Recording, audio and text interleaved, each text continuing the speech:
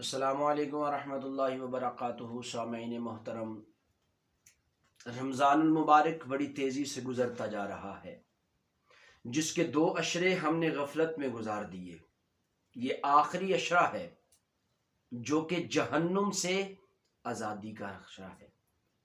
ہم نے جیسے اس رمضان المبارک میں عبادات کر کے خالق کو راضی کرنا تھا، ہم نہ کر سکے۔ گناہوں کی ہمیں معافی مانگنی چاہیے تھی، ہم نہ مانگ سکے۔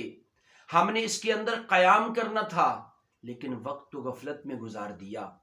رمضان المبارک کی وہ مبارک گھڑیاں ہم نے بے تکے کاموں کے اندر اور بے جا ٹائم کو ختم کرتے ہوئے گزار دیا ہے۔